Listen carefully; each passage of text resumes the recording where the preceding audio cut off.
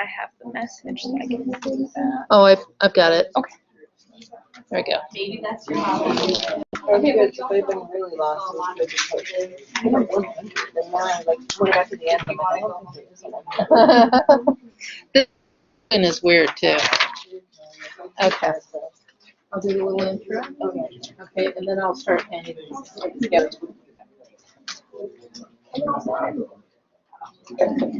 Hi, everyone. Welcome to this workshop, Writing an Effective Summary. I'm Michelle Rogie-Gannon. I run the Writing Center, and I want to encourage you, as you're working on summaries or any other kind of writing, to come to the Writing Center for help. There are a couple of handouts on the table for those of you here in the room with me. The distance people, I've given you a link to the Writing Center website, which will provide you with much the same information. But the gray blue sheet that's on the table has our contact information, our hours, and the longer hours have just kicked in this week. And you'll also see answers to commonly asked questions about the Writing Center below. And on the back side, instructions on how to schedule an appointment online. It's pretty easy, just going into Coyote Connections. Or you can go to the Writing Center page and click on the bright red Schedule an Appointment button, and that'll get you there too. The distance people, you can use the online Writing Center and D2L to submit writing and get feedback that way as well, or request a Skype appointment. Again, see the Writing Center page for more information. The gold sheet that is on the tables has our list of workshops, and you can see what's coming up next week. How many of you are in English 101 out of curiosity? Okay, roughly 2/3. Okay, so next week will be the synthesis workshop, and one of our history professors, Mark Madsen, is doing that. Encourage you to come to that workshop as well. It'll certainly be pertinent to a writing assignment in English 101, but it's actually a really good skill for so many classes. So I'd encourage everyone to come to it if they can.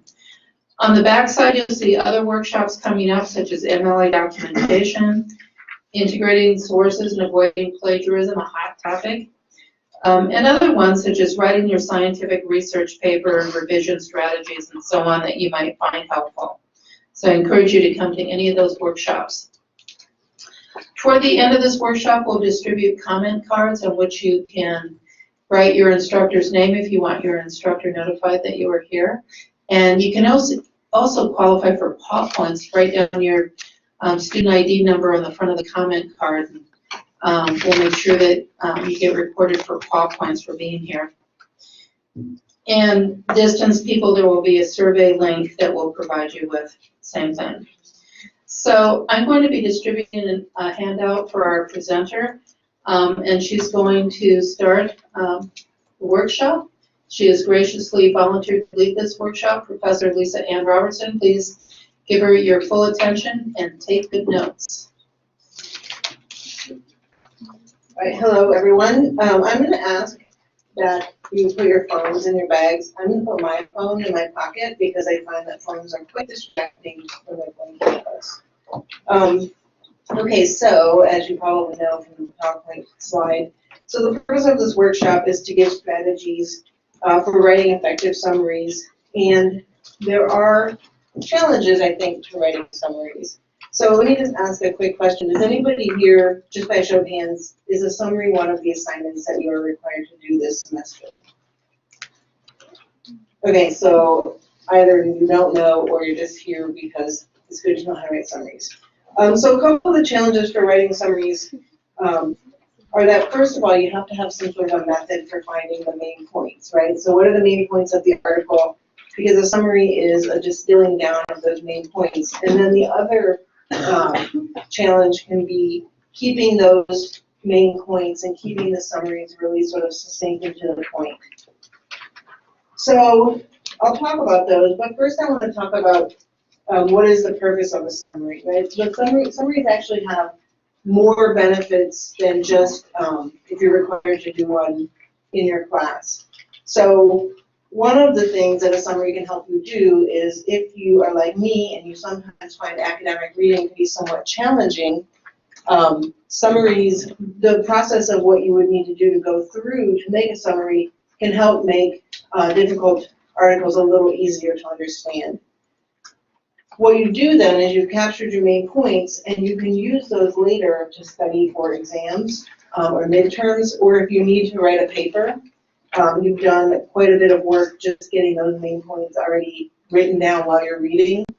And then sometimes, you know, for example, I occasionally will have my students do annotated bibliography. So the other purpose that a summary can serve is not necessarily for you, but it highlights the article in a paper and in annotated bibliography. So if you need to engage with secondary sources, you need to know how to do that efficiently in a paper. The other thing it can help you sort of figure out your own argument, and it provides a way for students to sort of enter into a scholarly conversation in whatever class you're taking, because you're summarizing it, and then maybe later you'll respond to it, right? It's also something that's good. I don't know about you, but sometimes when I write papers, I write articles, sometimes when I'm doing my drafting process, I have to, you know, it's kind of fuzzy when it comes out. So I'll take my paper and I will read it, and I'll use a method of summary to sort of figure out what is it exactly that I'm writing, and sort of summarize it, and then go back and I know and have a little bit more direction when I revise. So see, these are some of the things that you can do with a summary. And so really a good summary starts with good reading, right? It starts with active reading, which means reading with a pen and a highlighter, or, you know, at a minimum a pen in your hand. I never read without a pen. And essentially what you want to do is you want to underline the words you don't know, right? So if you don't know a word, look it up. It's a lot easier than it used to be back in my day when I had to go walk to a dictionary. Now I can just Google it. Then you want to highlight or underline the main points. And you get better with this at time. And then the other thing, and this is I think one of the more crucial things. So even if you don't underline the main points, you want to make little notations of the main points in the margins. And I'm going to go over sort of what that looks like or what the process is, and then we'll look at the handout that went around as an example. So when you're noting the main points, you want to do it in point form. My students are always asking me, can I do this in point form? And the answer for this is yes, right? So you want to write really brief summaries in the margins for each of the main points in the paragraph. So sometimes there's more than one, right? Sometimes the paragraph is not just the thesis or the topic sentence, but actually what are the main points of the argument that the paragraph is making. You want to use keywords. You don't necessarily want to use complete sentences. You will use your keywords later to make complete sentences in your summary, but this is not the time for that. And then the other thing you want to do is try to put them into your own words, and sort of, instead of copying them down sort of word for word. And part of the reason we do this is so that, you know, instead of just writing something down mindlessly, which doesn't necessarily mean I understand it, I want to sort of paraphrase it or put it in my own words to help me understand what it is that I'm writing down. So this is not the place to add extra information or your responses or your interpretation or your opinion, right? So when you're doing a summary, typically you're just reporting what the article said or what the thing that you're summarizing said, right? So what you really want to do is you want to know what's in the article, and you want to extract the main points. So if we look at the example that I handed out, and was there enough to go around? Exactly enough. Okay, so it sounds like you may not have to share. I can give mine. Does everyone have one? Okay, so what this is from, actually from a chapter about Native American literature, or the history of Native American literature. And so I've just, I've reproduced a page of it, and then on the right side of the page, I put the notes, I typed up the notes that I actually took when I was reading this. So why don't we read this out loud together, since you have not read it before, presumably. And maybe Lori, you would read the first paragraph. In the wake of the religion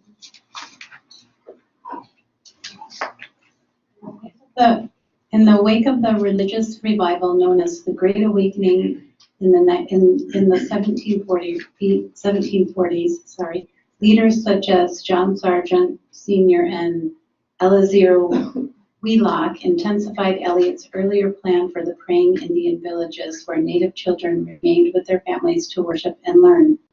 These religious leaders discovered that Native American students learned better when far from the influences of their families. They thus designed the first manual labor Indian residential and boarding schools. The schools, such as Moore's Indian Charity School, started by Wheelock, sought to expunge indigenous cultures through religious conversions, hard work, and literacy in English. This model of Native American education remained into the 20th century. Okay, so could I get you with the curly blonde hair to read the next paragraph, please?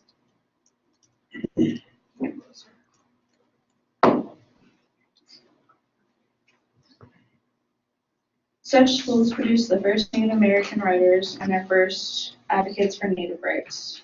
Mahogany, Sampson Occom and Joseph Johnson, who studied at Moore's, the Mahegan? I'm gonna butcher that name so bad, guys, I'm sorry.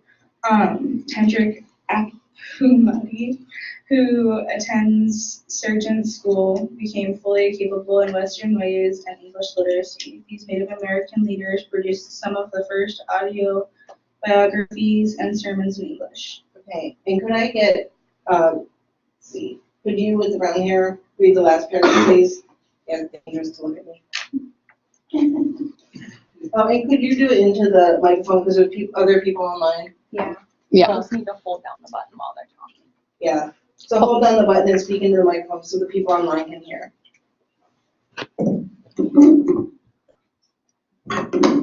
On a stormy September day in 1772, in New Haven, before a crowd of Europeans, Africans, and natives, Occam, now an ordained minister, delivered a sermon preached at the execution of Moses Paul, an Indian. Occam describes what we today recognize as a plague of alcoholism among colonized peoples. Drunkenness, he explains, has brought this destruction and untimely death upon him. Alcoholism stripes us of every desirable comfort in this life. By this we are poor, miserable, and wretched. By this sin we have no name of credit in the world among polite nations. For sin we have despised in the world, and it all right and just. For we despise ourselves more, and if we don't regard ourselves, who will regard us? Occam exhorts native people to refuse the weapons of their destruction, the colonizers' liquor, to recover their lives and revitalize their nations. His fall begins a tradition of Native American intellectualism seeking to empower members of the community, where colonial resistance must begin. For if we don't regard ourselves, who will regard us? Occam's sermon became a bestseller and thought to be the first publication in English by a native person.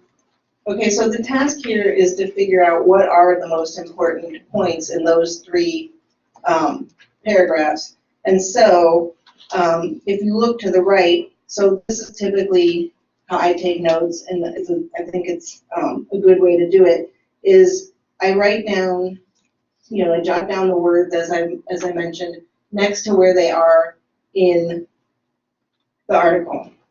Often I also underline because it makes my life easier. If I need a quotation, I can find it a lot more quickly. So in the first paragraph, we'll just look at the first paragraph. So the notes in the margin capture those main points, right? There's more than one important point there. So in the 1740s, after the Great Awakening religious revival, that tells me what time period we're talking. And then what is important about that? Well, the removal of the children from the families to be educated, right? Because it says they used to do one thing, they used to teach them in the villages, but now they're removing them from the families to be educated. And they do this through, and I noted, the first manual labor residential school. And then the other important thing is, why are they doing this? Well, the goal is to get rid of indigenous culture through conversion to Christianity, labor, and English literacy. right? So I go through and I try to figure out, like, what are the main points here? What seems to be the most important thing? And at this particular moment in time, the names don't seem that important to me, right? It's more the idea, the why and the when and the what and the where. So we'll just skip down to the third paragraph, just in the interest of time, right? So one of the things I want you to notice here is in the margins I have 1772 Occam in parentheses he's a minister now, so minister delivers sermon to desegregated crowd. So what I've done is I've taken Europeans, Africans, and natives and just pull that all together into a desegregated crowd, right? It's a crowd of people of various quote-unquote races that would not typically have mixed in the 1770s. So I sort of shorten that down. Then there's this long quote from Occam's sermon. So what do I need to do? I need to figure out what are the important points here. Well, one of the important points is that he's urging Native people to avoid alcohol. And he's encouraging Native people to have a sense of their own self-worth. Why? Because other people won't if they don't. And then he also calls alcohol a weapon of destruction. The other important points here, so what is the outcome? What is important about this particular sermon?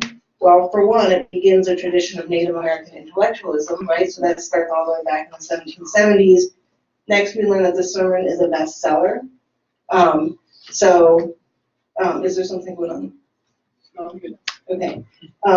So the sermon becomes a bestseller, and the other important thing is that this is the first publication in English by a Native author, right? So you pull out the things that seem the most important. Again, it's sort of like the what and the why. And again, like I said, the more you do this, the better you get at sort of figuring out what are the important points. Okay, so I want to now talk about what makes a good. So good summaries are brief. They do an accurate job of representing the content of whatever it was that you read. You always want to identify the author of whoever wrote the thing that you're reading. You want to make sure you hit those main concepts, and then you have to find this delicate balance between the right amount of detail, right? Because you can't recount every single detail. So you want to have enough detail so that the reader can understand what are the abstract concepts, right? So articles tend to use detailed information and explanations, but they're doing it to support their more general or abstract claims. So you want to make sure the general, larger claims are getting in there, and then you want to have just enough detail to support that. You don't want to list them all, because you're going to end up with way too long of a summary, and the person could have just read the thing themselves. So really, a summary is a critical exercise of your discretion about what details are important and how much should you include. The other thing you want to do is you kind of want to characterize what the article is doing, right? Is it an explanatory article? Is it an argumentative article? Is it analyzing something? Is it describing something? Is it doing some combination? Quite frequently things are complex enough that they're doing more than one of those things. So you can use verbs, and we'll look at an example in a minute. You can use verbs that indicate what the article is doing. So the thing here is balancing the important concepts in detail, giving your reader enough information about the article, really what they should be able to read it and then know what it's about, and then decide if they want to go read it themselves. So if we flip that page over, so by brief, I'm going to say like 100 to 150 pages, so not be brief, words. And if you're like me, that's really pushing it, because I tend to be verbose. So the summary here, I'll just read it. It says, after the Great Awakenings and then 1740s, religious leaders, Sargent and Willock, realized that separating children from their schools made it easier to indoctrinate them. They started the first residential school, Moore's Indian Charity School, with the goal of obliterating Native culture by converting children to Christianity, requiring manual labor, and enforcing English literacy. Residential schools produced the first Native American authors and rights advocates, Mohegan Samuel Occam, Joseph Johnson, and Mohican Hendrik Appelmuth, who wrote sermons and autobiographies in English. In 1772, Occam preached to a desegregated crowd, urging Native Americans to refuse alcohol, which he saw as a weapon to destroy them. He also encouraged self-respect. His sermon became a bestseller, started a tradition of Native American intellectualism, and was the first published text by a Native author written in English. What I want you to do is look at this and notice what words and phrases correspond to the marginal notes. So if someone, as you know, if you don't volunteer, I'll just randomly call on people, but can someone sort of point to some of the words and phrases in the summary that you notice on that other side of the page? Yes. A religious leader. Okay. Okay, so so there's a Great Awakening, which is the religious revival, and then there's also the reference to Occam being a minister on the other side of the page. Another example? Yes. Right, so the desegregated crowd is an exact phrase that I imported into my summary. Can someone name one more?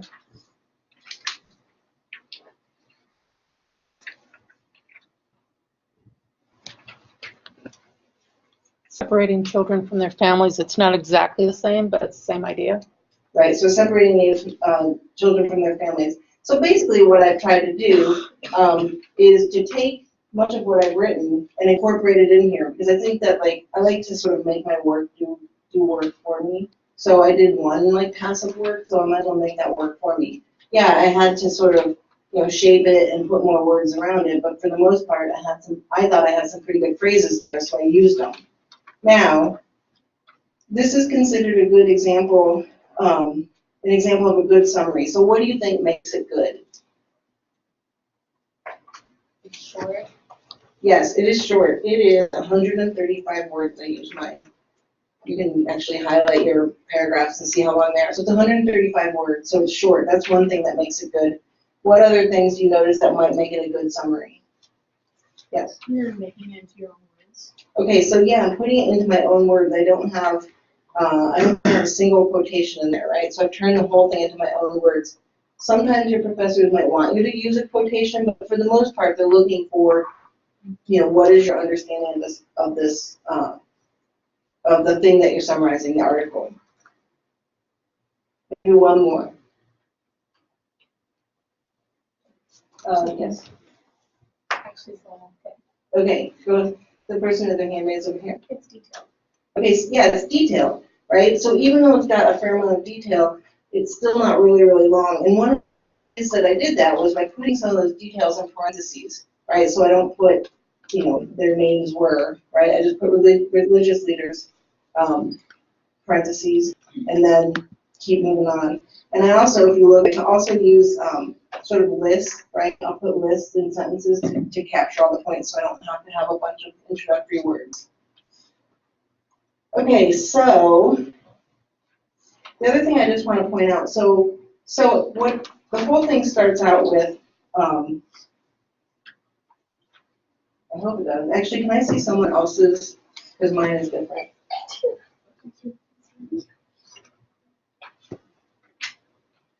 Okay, so one thing that makes it a bad summary is that I did not put the author's name in there. Okay, so I thought I did, but I did not. So what I might want to do is start the whole thing with, according to Sean Tootin, or Sean Tootin sort of an article that's giving you some history, right? So it's not necessarily making a big argument, it's just giving history.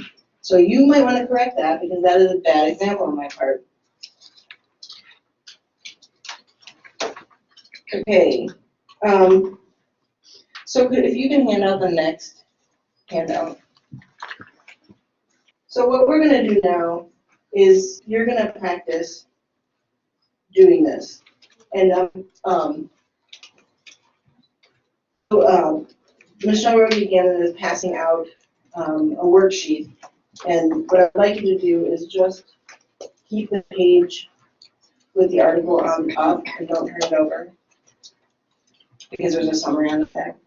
And what I want you to do is do what I just walked through with you, is take brief notes in the margin that summarize the main points of each paragraph.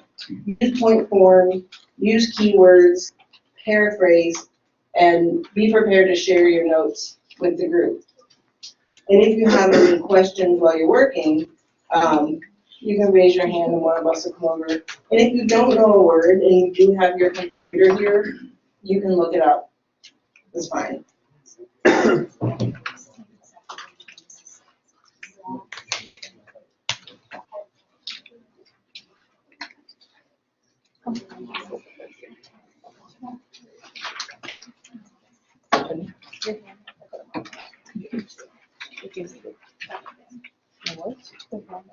Oh, yeah, yeah.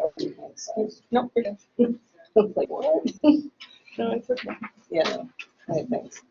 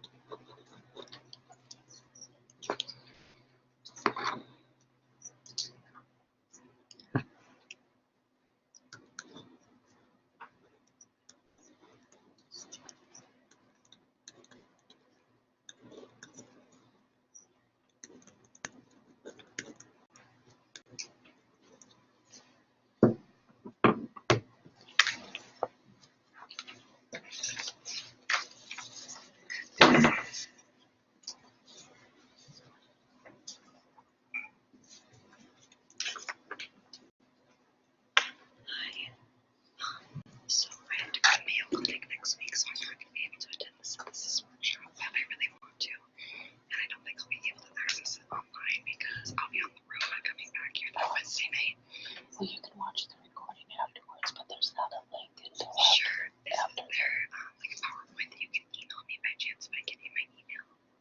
I would have to get permission from the presenter. Okay. I might not get permission. That's fine. Could I give you my email just in case anyways?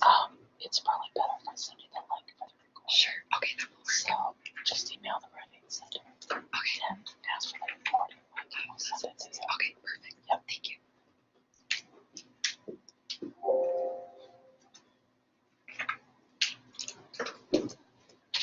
How are people doing? How many people are still working? I'm gonna give you a few more minutes.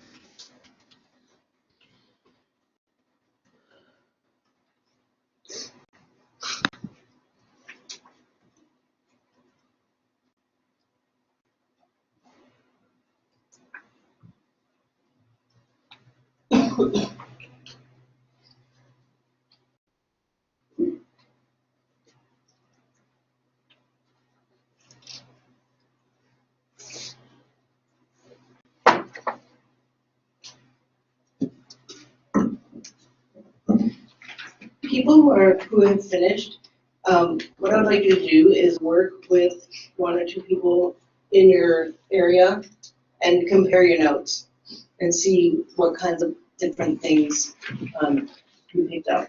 People who are still working, keep working, it's totally fine.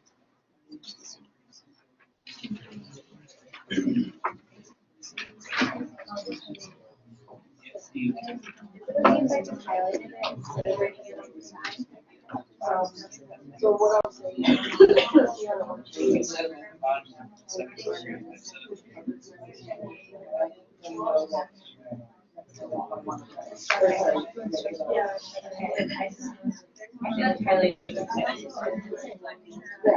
That's fine.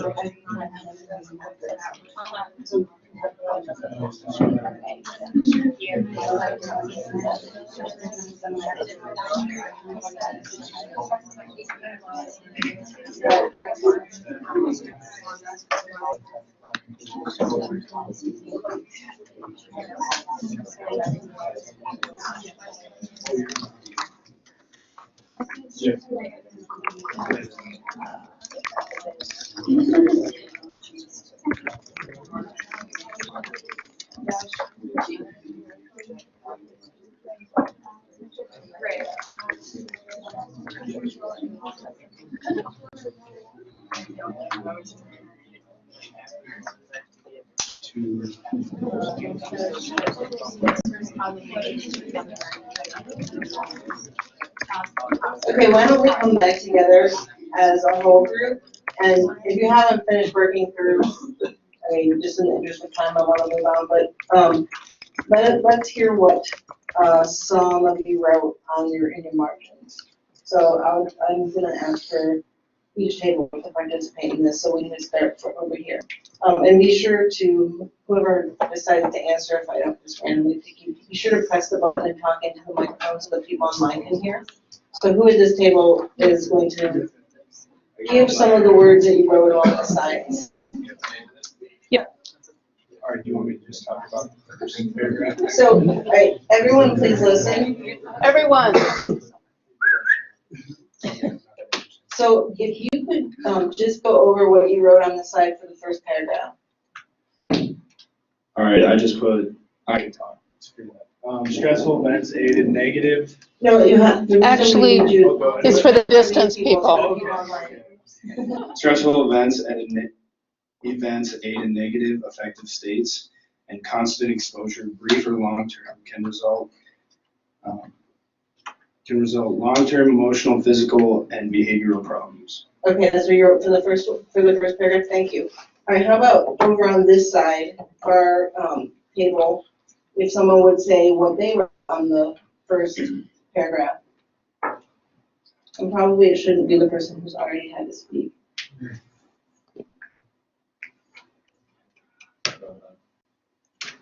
Chronic stress is the worst for your health. Okay, so yours was very, very brief. How about this middle table right in front of me?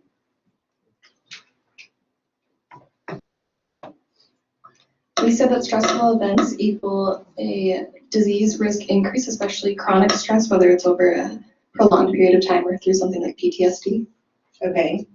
Okay, now, would someone at this table say what you wrote for the second paragraph?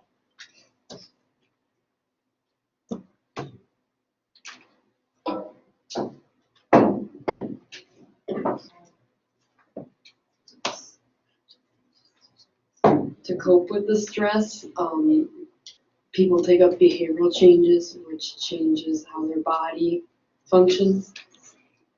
Okay. Some of this table of two. Yeah, the second one.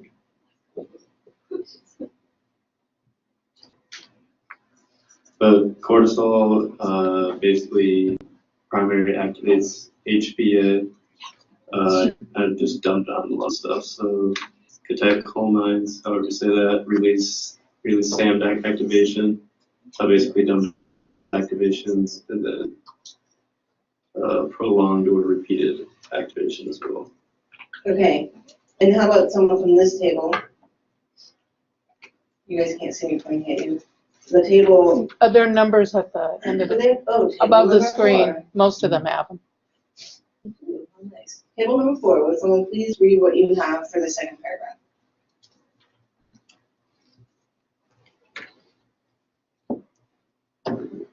I said like the interferes with the HPA and the SAM can increase the risk of physical and psychiatric. Okay. Okay, so I'm gonna let this table off the hook. We're gonna start the next time. Okay, so now what you want to do is so what I heard is that across the range of you got all the important things, right? So the stressful events that influence disease, they cause negative affect or emotion, right? Long-term stress and permanent damage, like all those things. What I want you to do now is I want you to type up or write up, if you don't have your computer, a summary based on your notes. And here's the deal. So I can't remember who had very short notes. Short notes. If that works for you, great. Someone else highlighted and didn't make notes. If that worked for you, great. Right. So what I will tell you in my experience is that I used to only highlight, and then when I go back to it, I look at it and I'm like, oh, I don't know why I thought this was important. Right. So for me, the notes work well. But go ahead and write up a sample summary, or write up a summary of this, and remember not to go over 150 words. So my recommendation is just write it, and if you go over 150 words, you can trim it down later, but just remember we're going brief, okay?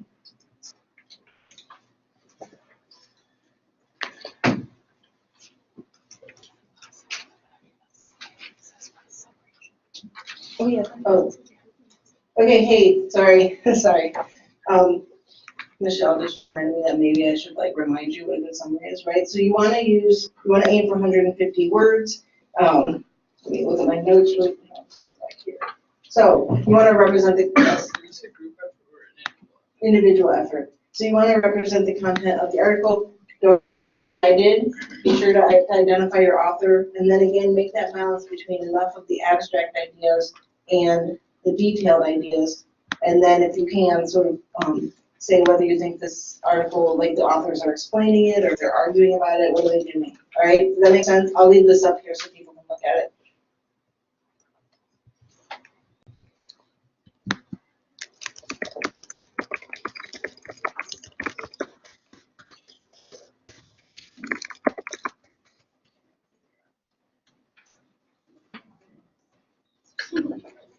Yeah, you can write it on the back. You can just ignore what I wrote and then look at it later.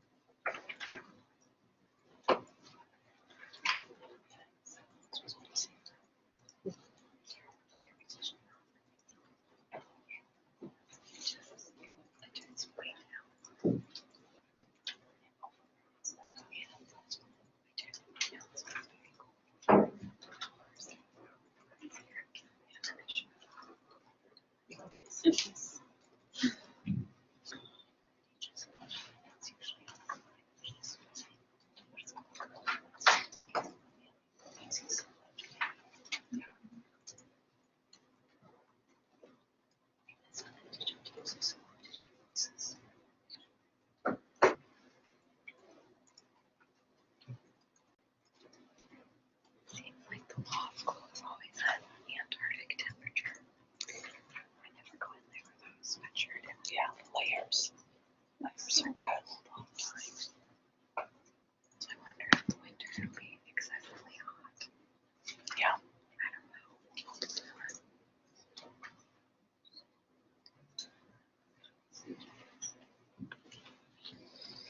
So don't forget that the summary, and you're now writing in full prose sentences, right? So this is not bullet point anymore. Now you're actually writing sentences.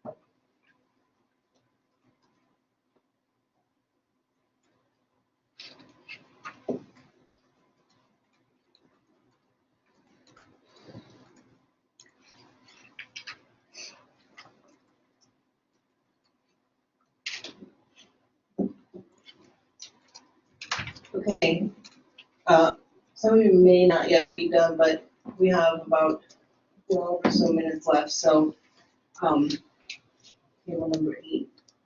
Would someone read your summary, and then we'll do like we did when I read, the sample summary, which is to say things that make it a good summary.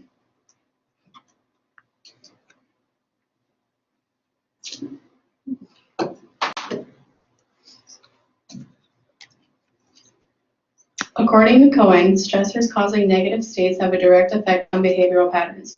Toxic exposures to chronic stress, including long-term stressful effects or brief focal events, stressful events or brief focal events result in long-term or even permanent changes to people.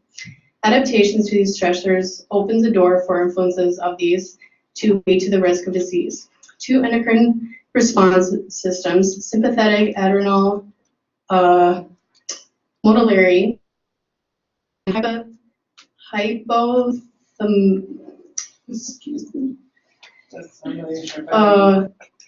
hypothalamic pituitary adrenal cortical axis, or HPA, are reactive to stress. With repeated activation of these 2, the increased risk for physical and psychiatric disorders can result.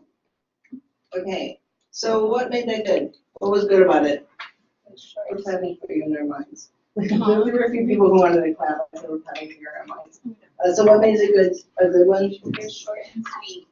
Okay. It just got directly to the point.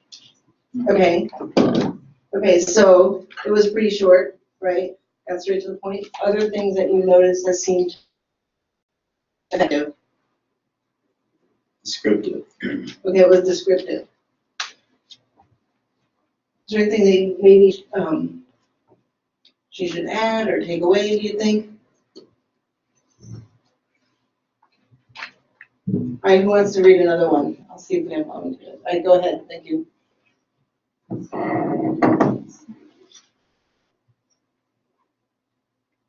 Stressful events or prolonged exposure to stress can have a direct impact on your health. Stress is especially toxic to your physical health when you are exposed to chronic stress or experience a traumatic event that can cause post-traumatic stress.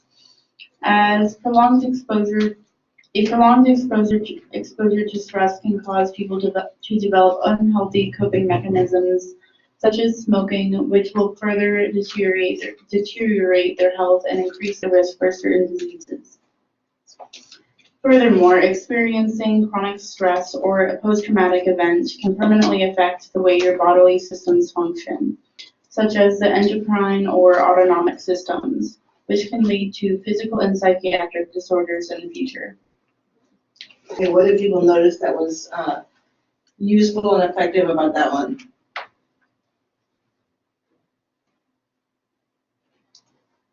It flowed well.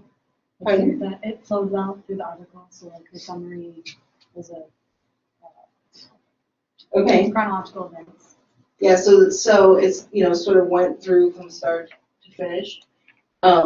It had some of the key details. It didn't necessarily have the HPA and the SAM, the long words of which I'm not saying. But it did talk about the effects of them and talk about the endocrine system. So it hit the major points, right? One thing that I noticed was that it didn't necessarily have the names of the authors, right? So probably that's something we would want to include. Is there anyone online who wants to read theirs? Oh, yes, we have. Nathan posted one. I'm sorry, I'm going to butcher some words. Sheldon Cohen, Denise Janicki DeVers, and Gregory Miller discovered through research that stress affects humans in emotional, physiological, and behavioral ways. For example, stressful events can lead to negative feelings, including depression. In addition, chronically stressful situations may have persistent effects over a large amount of time. Physiologically, stressors can cause the human body to have certain endocrine responses. To explain, the glandular system of the human body is designed to regulate several of its psychological systems. When the endocrine system is thrown out of balance, it can have terrible effects on human psychology. Finally, stressors can bring about extreme and detrimental changes to human behavior. These changes can include the inclination to destructive behavior, such as smoking. Changes like these can have negative effects on human health and well-being. Okay, what did you notice about that one that was effective?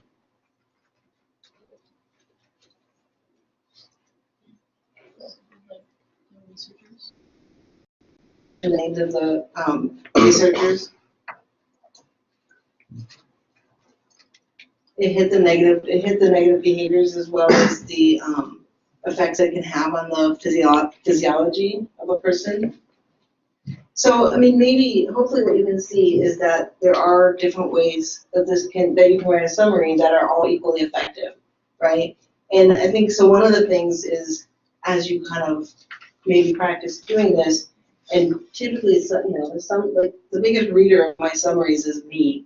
And so when I go back to them, that's when I know, like, okay, I've got enough detail. I know maybe a little bit more detail would have been useful. How did you guys find it? Did you find this process to be useful? Yeah. How was it moving? So have people written summaries before tonight? How many of you have written summaries before tonight? And how was this compared to when you wrote your summaries before? It was a lot easier. People have to do notes. Okay, so it was easier because you went off the written notes. How about you? Would you with them? I'll usually read whatever I see sometimes, and sometimes I don't really go through points and everything. I just read and say whatever, how it sounds in my head. Okay. I've never really taken notes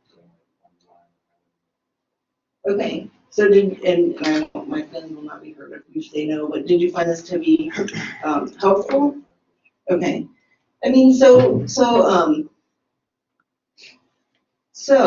I will say that taking notes while you're reading can slow down the process of reading. However, it can speed up the process of studying, right? So that, so essentially let's say we're like, you're 7, 8 weeks into the semester, I can barely remember week 1 at this point, right? So if you've been taking pretty decent notes, even if they're not required of you by your instructors, if you've been taking pretty decent notes in your textbooks, even if you haven't necessarily gone through the process of writing the summary, you're going to be able to hit the highlights. So typically the way I work, and again, this is just a suggestion, I've done many things. I've used, tablets where you can write on the PDFs. I've used highlights. I like the hard copy the best, in part because cognitively that makes the connections a little better. However, when I write the summary, I go to my keyboard because it's quicker and because I want to be able to pull it up. But I will say that when I go back to my notes or something, if I'm writing a paper and I open up my article or I open up my book and I have all those notes on the side, I'm very much happy with myself because I don't have to reread the whole thing. I can just go through the notes and usually it will jog my memory enough to remember what that was about. When I go and there's no notes or I've just highlighted, I'm very upset with myself because I have to go back and at least reread all the highlights. But like I said, this is something that you practice, you know what I mean? If it turns out that writing the notes first ends up not being so helpful and you have an effective method.